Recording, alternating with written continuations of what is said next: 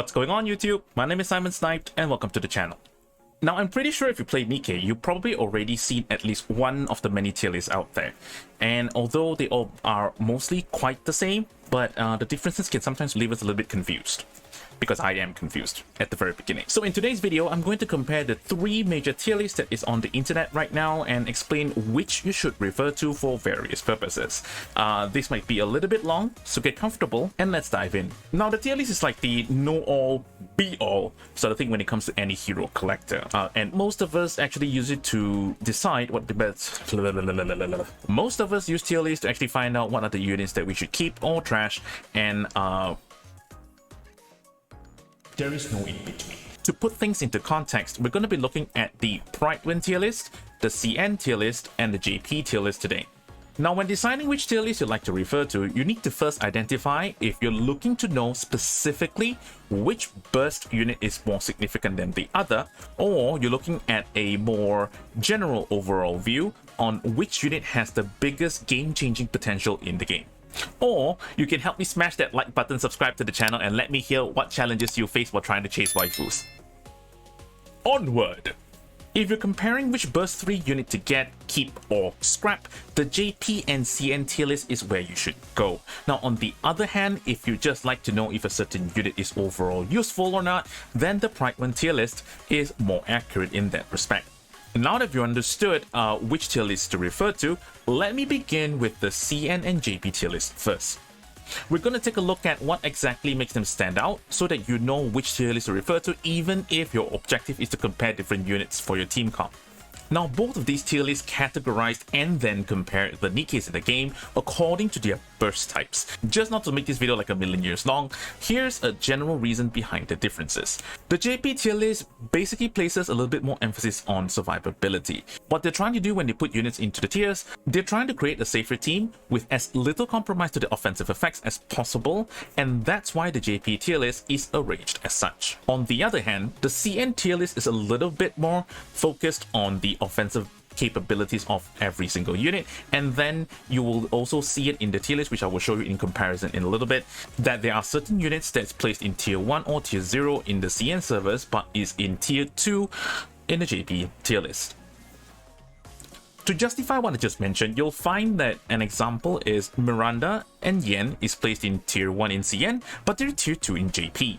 And Mary, on the other hand, is T1 in JP and tier 2 in CN. So the reason it appears so is because Miranda and Yen are more offensive buffers as compared to Mary, who is a healer. Now, if we look at the burst 2 category in comparison as well, Noah, Anis, and Senti are tier 1 in the JP tier list, but tier 2 in the CN tier list. On the other hand, Yunhua and Diesel is tier 1 in the CN servers, but tier 2 in the JP servers. So very much like the previous category of burst, Noah, Anis, and Senti are more defensive as compared to Yunhua and Diesel, which emphasizes a little bit more on the damage side. Now, in case you'd like to have a look at the tier list as well, I will leave all 3 tier list links in the description below. If, let's say, that tier list link is not correct, please also let me know in the comment section.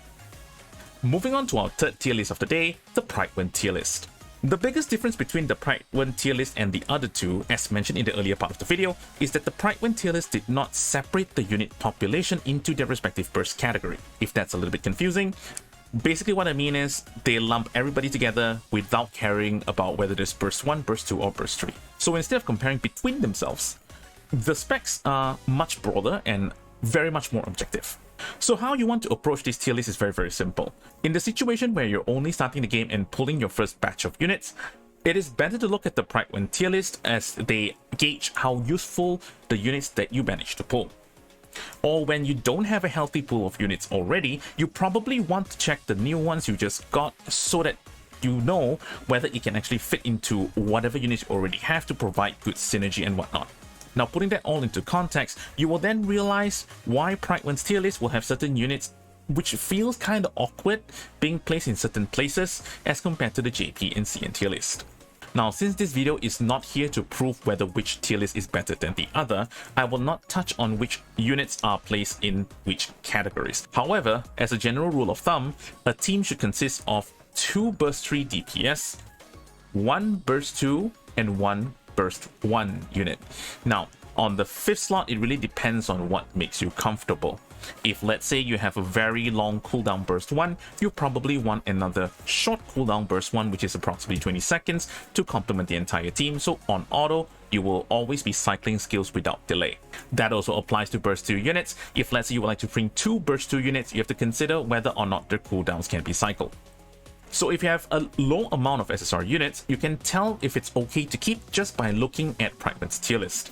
Now in another case, if you're wondering if, like for example, Privity is a better unit compared to Yulha, then it's better to refer to the CN and JP tier list.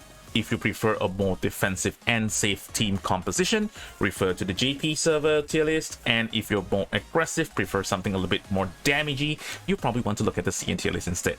That's all I have to share today. So I hope with this you won't go wrong looking at the tier list. Now there really isn't one that's actually better than the other one because a lot of people put a lot of effort into making them, but each of them suit certain situations. If you have any other videos you'd like for me to cover or have any feedback, please leave it in the comment section below. I read every single comment. Until the next video, I'll see you guys again soon. Bye.